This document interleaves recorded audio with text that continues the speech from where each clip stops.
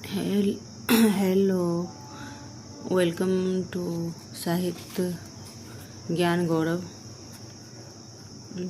तो फ्रेंड्स, रंगभूमि में चले सभी पुरवासी मौज मनाते, कोई कर्ण पार्थ का कोई गुण आपस में गाते। सब से अलग चले अर्जुन को लिए हुए गुरुद्रोण, कहते हुए पार्थ पहुंचा यह राहु नया फिर कौन। तो ये द्रोण उनके शिष्य थे और बहुत ही चहेते शिष्य थे, आज्ञाकारी और एकलौता जब मतलब ये अर्जुन थे। लक्ष्य वेद की वेदन किया था उन्होंने चिड़िया की आंखों में, तो इसलिए सबसे प्रिय शिष्य थे द्रोण के।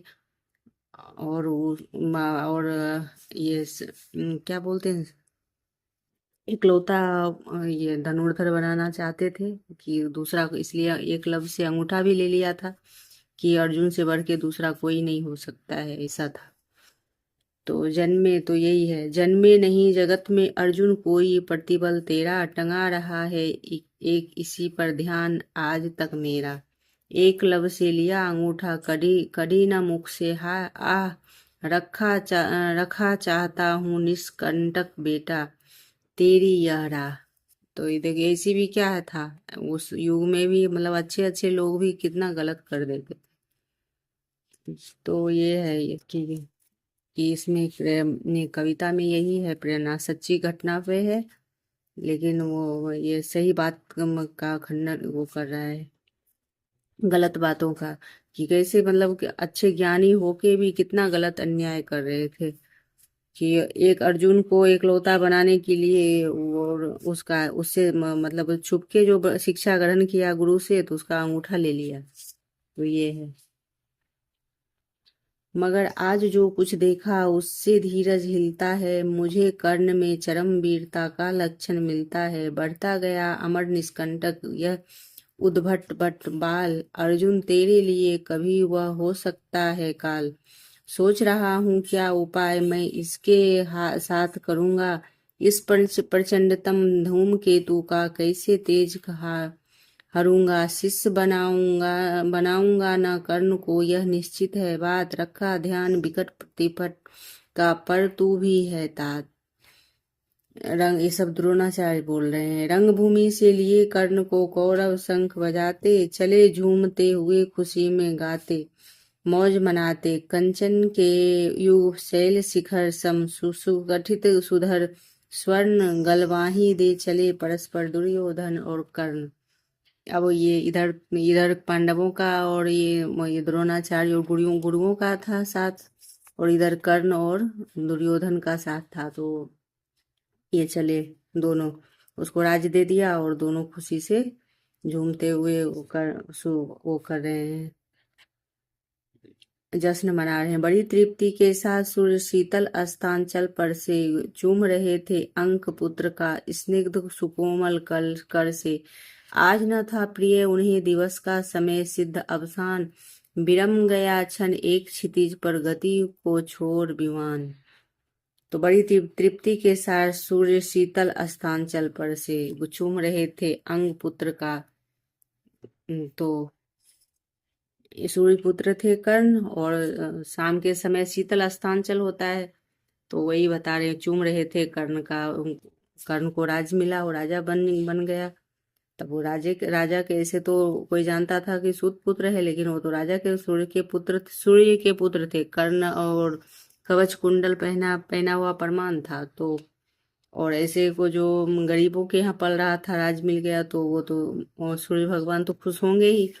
आज ना तो प्रिय उन्हें दिवस का समय सिद्ध अवसान, विरम गया क्षण एक क्षितिज पर गति को छोड़ विमान। और हाय रानीवास चला वापस अब राजभवन को, सबके पीछे चली एक बिकला मसोसती मन को। उजर गए हों सपन की जैसे हार गई हों दाव, नहीं उठाए भी उठ पाते थे कुंती के पांव। अब देखो सब राजसभा में सभी थे। अब एकाएक करने के बारे में, वो तो बचपन में ही बहा दी थी, तो कुंती के पांव उठ नहीं रहे थे। अचानक वो आ गया था, उसकी कर्ण कवच और कुंडल पहचान था, तो पहचान गई थी। तो उसकी पांव, कुंती की पांव नहीं उठ रहा था, एकदम गला रुंध गया था। स्वप्न जैसे हार गई हो दाव, नहीं उठ पाते थे कुंती के पांव। तो इस प्रकार वो सब उधर राजसभा छोड़ के, जहाँ पे रंगभूमि, जहाँ पे वो हो रहा था कार्यक्रम, तो वहां से चले। तो वहां पे मन को ममोस्ती हुई, चल पड़ी।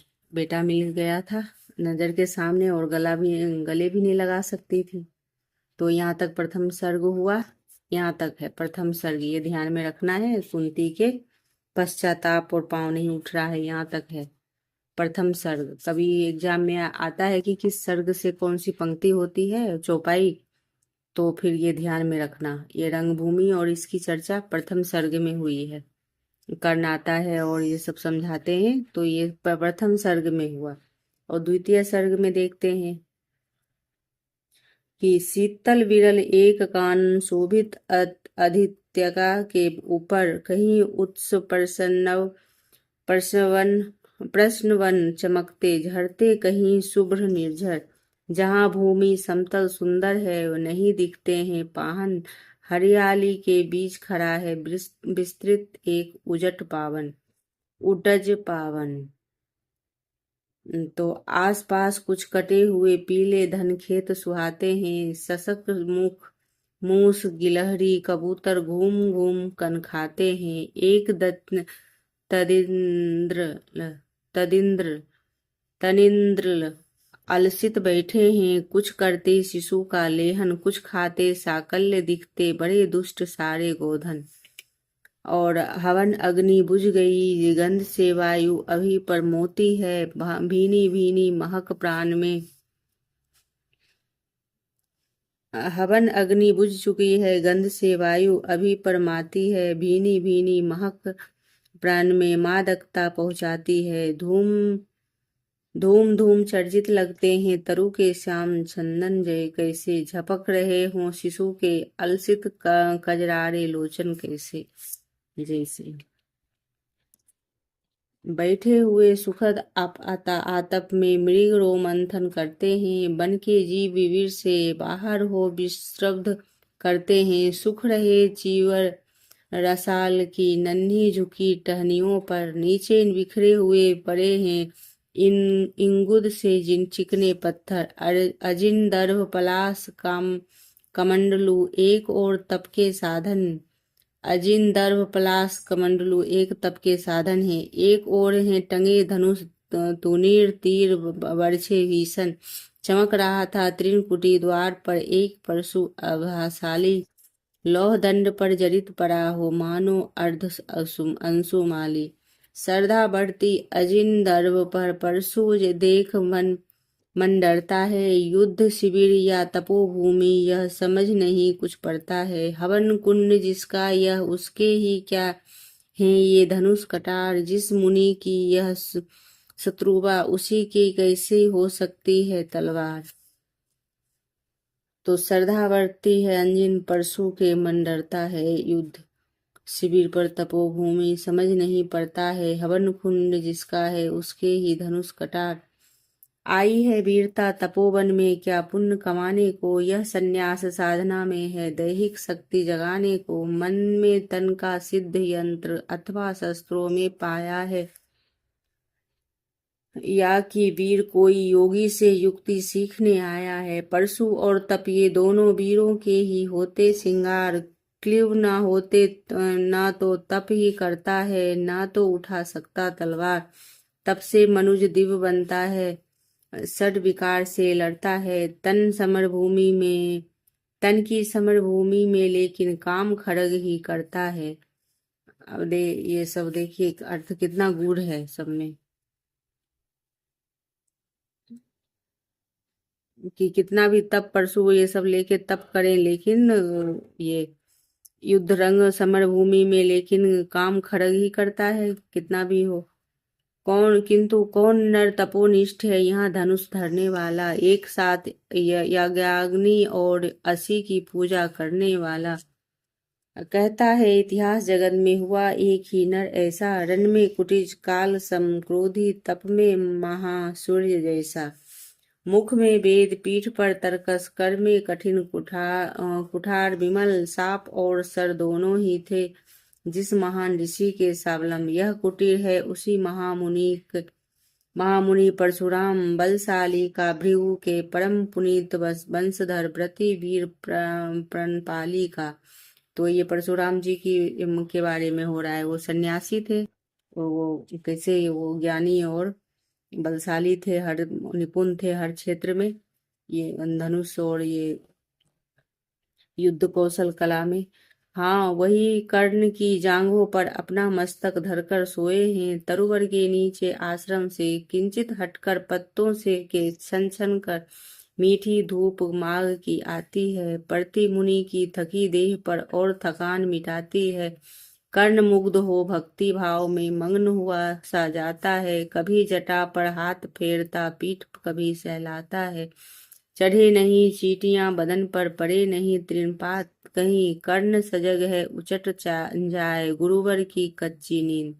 तो देखो ये कर्ण के गुरु हैं ये परशुराम जी, तो उनके बारे में वो कह रहा है। तो वहां पर अपमान देखकर ये गए हैं वो। ऐसे तो जैसे जो जैसा रहता है उसकी भाव मतलब वो जिज्ञासा उसी ओर जाता है। वो ये क्या बोलते हैं, कर्ण कर्ण तो प्रतापी था, वो सूर्यपुत्र था, तो उसमें वैसी वो जो प्रभा थी और उसको शिक्षा लेने की वो जिज्ञासा था। तो कोई सूत पुत्र को शिक्षा देता नहीं था, तो कैसे उसके पिताजी ले जाते थे सब। ये द्रोणाचार्य के यहाँ गए तो उन्होंने नहीं दिया शिक्षा, कि हम सूत पुत्र को नहीं देते हैं शिक्षा, हम सिर्फ राज्य परिवारों को देते हैं। तो फिर वहां पर वो झूठ बोल के गया था कि हम क्षत्रिय हैं, ये हम ब्राह्मण हैं। ये कहकर परशुराम जी के यहाँ गया, वहां पर शिक्षा ले रहे थे कर्ण, और बहुत कठिन तपस्या कर रहे थे, और वो गुरु की बहुत ही अच्छे से सेवा कर रहे थे। देखा ना कि कैसे सर गुरु का सहलाते थे, और सोए अपने जंघा पे मस्तक रखकर धर सोए थे तरुवर के नीचे आश्रम में, उनका बाल सहलाते थे, ऐसी सेवा करते थे।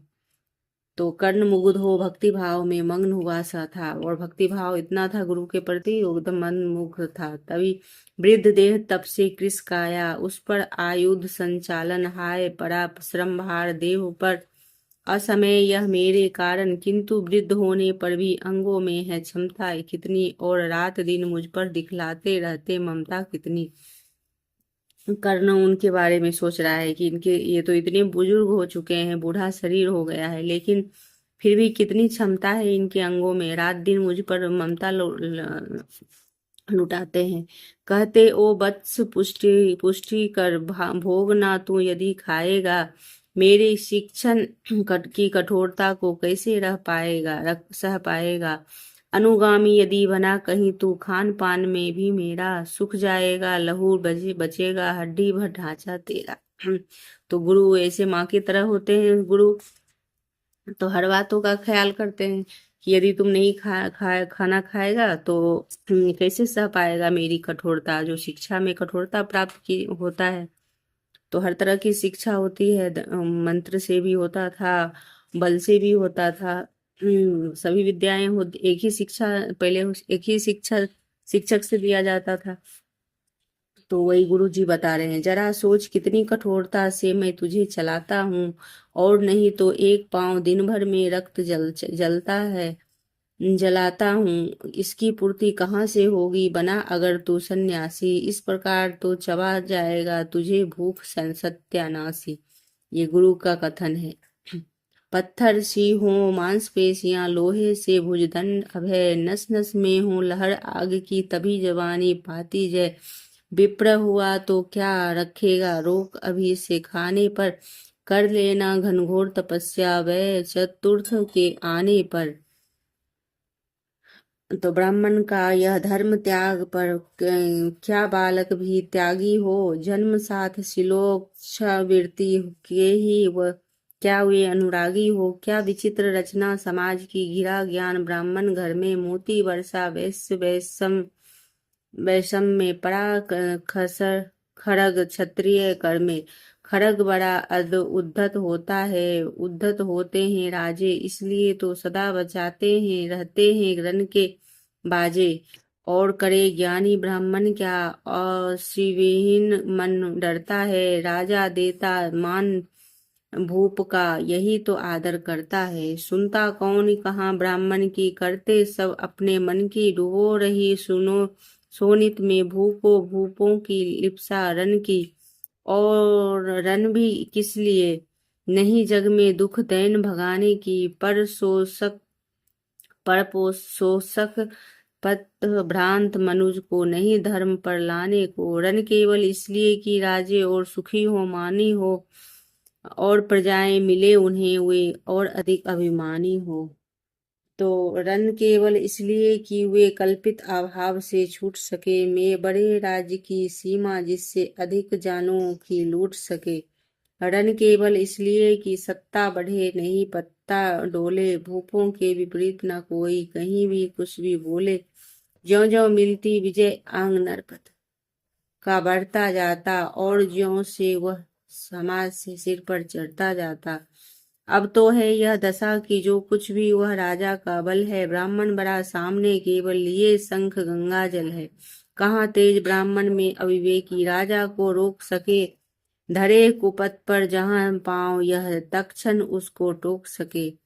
और कहे भी ब्राह्मण की बात कौन सुन पाता है, यहाँ रोज का राजा ब्राह्मण को अपमानित करता है। चलती नहीं यहाँ पंडित की, चलती नहीं तपस्वी की, जय पुकारती प्रजा रात दिन, राजा जय यशस्वी की।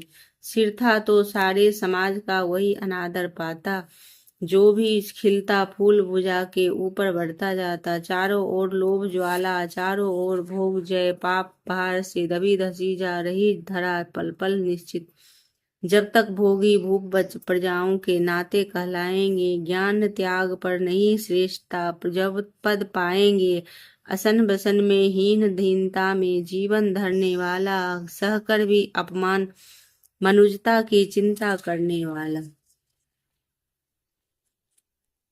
तो कवि कोविद विज्ञान विशारद कलाकार पंडित ज्ञानी, कनक नहीं कल्पना ज्ञान उज्ज्वल चरित्र के अभिमानी। इन विभूतियों को जब तक संसार नहीं पहचानेगा, राजाओं से अधिक पूज्य जब तक न इन्हें मानेगा। तो यहाँ तक हुआ, आगे इधर से दूसरी क्लास में करेंगे। तो कविता कैसी लगी कमेंट कीजिएगा, लाइक एवं सब्सक्राइब कीजिए, कमेंट कीजिए। तो फिर मैं आगे पूरी पढ़ाऊंगी। 7 सर्ग है कविता में, अभी सेकंड दूसरा सर्ग पे है। तो थैंक यू, अगले क्लास के लिए वेलकम।